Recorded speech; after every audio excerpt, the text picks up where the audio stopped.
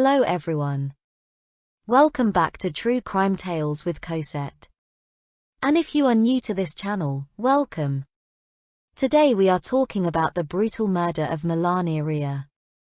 Her death sent shockwaves through the community, leaving an indelible mark on the hearts and minds of those who knew her and those who followed the case. Carmela Rea, better known as Melania, was a beautiful 28-year-old woman married to Salvatore Parolisi, age 32. They had a young daughter named Vittoria. Salvatore was a chief corporal of the Italian army, serving since February 2008 at the 235th Volunteers Training Regiment. This regiment is dedicated to the basic training of female troop volunteers. This story begins on Monday, the 18th of April, 2011. It's about 3:50 p.m. It is a chilly day in Colle San Marco, a hamlet of Ascoli Piceno. A black Renault Scenic pulls up in front of the bar and restaurant known as Bar Sega. A man wearing shorts and a short-sleeved t-shirt gets out of that car, holding a small girl in his arms. He looks distraught. At 4:34 p.m., a 112 call was made by Mrs. Giovanna Flamini, the restaurant owner. The woman reported to the operator that she had just learned from a customer that he could no longer trace his wife. After dialing 112 on his mobile phone, the man immediately passed the call on to the woman to go to the bathroom because he started to feel sick. When he returned from the restroom and picked up the telephone again, he told the operator that he was a soldier serving at the 235th Regiment and that while with his daughter and wife in the swings area, not far from the bar, the woman, Rea Carmela, had left to go to the restroom. Since the girl had started crying because she wanted to keep playing on the swings, he had not followed her and had asked her to bring him a coffee. After about 20 minutes, he called his wife on his mobile phone, and although the phone rang, she did not answer. At which point he decided to go to the cafe where he asked for news of his wife. The search for the young woman was immediately initiated, paying particular attention to the road where the woman's mobile phone was connected to a specific cell tower. At 9 p.m., Salvatore, taken to the offices of the Italian National Police Force, formalized the report of his wife's disappearance. On the 20th of April 2011, at about 2:50 p.m., a strange call was made to 113. The voice of a middle-aged man with a local accent spoke of the discovery of a dead body while he was walking in the woods. The informant did not seem to be in shock, maybe he was just a prankster, but, as per protocol, the investigation began.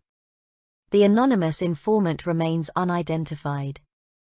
Shortly afterwards, the scene was reached by the Italian National Police Force, who found the body. The discovery was tragic. Lying on a carpet of leaves, under the open sky, was the corpse of a young woman, tortured with 35 stab wounds, none of them fatal. She was found lying on her back, her neck soaked in blood, her black top slightly raised towards her breasts, and her jeans, tights, and underwear pulled below her knees. A body lacerated not only by wounds. Her murderer had returned to the scene after the crime to carve mysterious swastika-like marks into her skin. He had also stuck a syringe on the faux leather jacket, at the level of the heart. The forensic pathologist, who arrived shortly afterwards, carried out a preliminary cadaveric inspection and found that the woman had probably died as a result of multiple blows with a sharp weapon in several parts of her body. She bled to death. While waiting for confirmation, the thought immediately went to Melania, the Neapolitan mother, who disappeared into thin air 2 days earlier during an outing with her husband and 18-month-old daughter. Dark eyes and long black hair, in those dramatic hours, everyone was struck by the 28-year-old's smiling face, printed in the photos circulated to help in the search. The lifeless body found a few steps away from a wooden kiosk was indeed that of Melania. The various searches of the site where the body was found lasted several days. This led to the discovery of a few items, including a mobile phone, an old tourniquet, 2 syringe needle caps, an insulin-type syringe plunger, a white Bic plastic lighter with traces of blood and an earring, later confirmed to belong to the victim, who was wearing it on her left earlobe. The first hypothesis, looking at the underwear and the tights below the knees, was that of an assault that ended in tragedy. However, this idea was discarded after the autopsy. Melania had no signs of sexual violence. For the investigating magistrates, the swastika-like marks are an attempt by the killer to throw suspicions off, as are the accessories of the syringe found a few centimeters from the woman, which would have suggested the hand of a drug addict. To make the woman's murder case even more complex is also the extensive media coverage, fueling initiatives by clairvoyants and mythomaniacs to the point of leading some individuals to accuse themselves of the terrible murder. Later, following the autopsy, 29 deep stab wounds were found on the body, caused by pointing and cutting and distributed over the cervical region, trunk and upper limbs. These wounds were predominantly deep compared to the other superficial ones. There were 6 superficial wounds, 1 in the shape of a swastika. They were present in the cervicofacial region and in the upper limbs. A single-edged knife was most probably used to cause all the injuries. As the investigation progressed, suspicions began to fall upon Melania's husband, Salvatore. The couple's troubled relationship and the husband's inconsistent statements raised red flags, casting a shadow of doubt over his innocence. Melania Rea was the daughter of an Air Force soldier. She was immediately mesmerized by Salvatore, himself an army soldier. The woman's family had welcomed him, also of humble origins, as an additional son. The birth of their child further solidified the family bond. But shortly afterwards, one event, in particular, began to sour the relationship. One day Melania received a call from an unknown number. When she picked up, the voice was that of her husband. He had made the common mistake of having an additional SIM card reserved for another person. The call had made Melania so suspicious that she set out to find the woman for whom her husband's phone card was reserved. The woman's name was Ludovica. She was 26 years old and was one of her husband's trainees, who confirmed that she had had an affair with her instructor. The woman decided to confront her husband, who did not deny the affair but downplayed it. Despite the betrayal, Melania forgives her husband to save the marriage for their daughter's sake. Or perhaps simply because she believed the words of the man she had married and still loved. Her husband, however, had not put an end to the extramarital affair. He had promised the mistress a future together. Moreover, it is precisely this circumstance that prompts the investigators to delve deeper into the matter, as they discover that Salvatore had never broken off his relationship with Ludovica and, indeed, that on the day of his wife's disappearance, he had called his mistress telling her to delete any trace of their communication. Furthermore, investigative findings revealed that he was also in the process of meeting the woman's family for an official introduction. But he had also sworn to his wife that the affair was over. Salvatore was smothered by his own lies.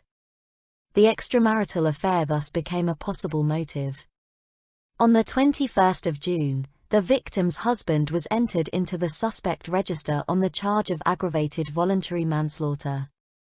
The man's movements are reconstructed, family members and friends of the victim are interviewed several times, fellow soldiers are questioned, the alleged mistress is also interviewed, and many people who were in the area of the playground swings and the kiosk on the day of the woman's disappearance make voluntary statements and state that they had never seen any members of the victim's family in that area. According to the investigators, these elements strengthen suspicions of his guilt. Perhaps, if there was an accomplice, he was only implicated with the markings inflicted on Melania's corpse. The following 19th of July, Salvatore was arrested on charges of the aggravated voluntary homicide of his wife and imprisoned. The arrest brings into focus military life in the promiscuous barracks, especially that of the instructors who attract female soldiers and the code of silence of fellow soldiers to cover up their colleagues' escapades with mistresses. Furthermore, digging into the corporal's past, it turns out that in addition to Ludovica, the man had several casual relationships with several female students. According to the most plausible murder reconstruction, Melania had pulled down her trousers, probably to urinate. The victim was neither attacked nor surprised by a stranger. Also, her makeup was intact. Melania had not cried. She had been killed by someone she knew well. She did not defend herself or put up a fight. The bloody shoe prints left at the crime scenes appear to belong to a pair of male tennis shoes. The victim's husband allegedly washed himself and his shoes at a small fountain near where the body was found. There he supposedly changed his clothes and later abandoned the bloody ones elsewhere. On the 26th of October 2012, after about 3 hours in chambers, the judge of the preliminary hearing sentenced Salvatore to life imprisonment and imposed the additional penalties of perpetual disqualification from public office, legal disqualification, and forfeiture of parental authority. According to the trial findings, the man allegedly overpowered a vulnerable woman by hitting her with anger and rage. Melania died after a long agony. On her wrist, she wore a bracelet with her husband's name and a chain engraved with these words, "With you, it will always be a new day of love." The suspicions towards Salvatore are many. However, there is no smoking gun, and the murder weapon has never been found. But the clues collected are enough to reconstruct the truth. The instructor's first version is full of contradictions. The times do not add up. The movements do not add up. The lies told about his adultery do not add up. In support of this reconstruction, some factors weigh heavily: the lack of an alibi and the abnormal behavior after the crime. Salvatore ran the washing machine in the middle of the night, hours after his wife disappeared. He also warned his lover to deny the affair and delete contacts and conversations, a motive represented by the conflict with his wife, whom he did not intend to leave, but from whom he wanted to be finally free. Not only that, but Melania was also perceived as an obstacle to his career since she had threatened Ludovica to ruin them with her military connections. Finally, Parolisi knew the area of the kiosk perfectly well because his regiment's training base camp had been set up there. For the justice system, the hand that killed Melania Rea was indeed that of the man she loved. Melania was a woman killed by her husband, probably in the course of an argument that escalated due to the affair the man had. What framed him was a kiss given to his wife shortly before she died. Traces of his DNA found on Melania's dental arch placed him at the scene of the crime moments before the woman's heart stopped beating forever. In May 2015, the Court of Appeal of Perugia reduced the sentence from 30 to 20 years imprisonment. A readjustment made necessary by the Cassation Court's ruling on the previous 10th of February, when the court, while confirming the defendant's guilt, had excluded the aggravating circumstance of cruelty. Salvatore, despite his final conviction, has always professed his innocence. The trial and subsequent verdict in the murder of Melania Rea marked a significant milestone in the pursuit of justice. It provided closure for Melania's family, who could now begin the process of healing and remembering their beloved daughter, sister, and friend. While the legal proceedings cannot undo the tragedy, they are a reminder that the justice system can work tirelessly to uncover the truth and hold perpetrators accountable for their actions. Salvatore served 12 of the 20 years of his sentence and has always been a model inmate.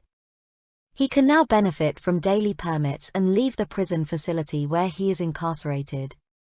The impact of Melania's story extended far beyond her immediate circle.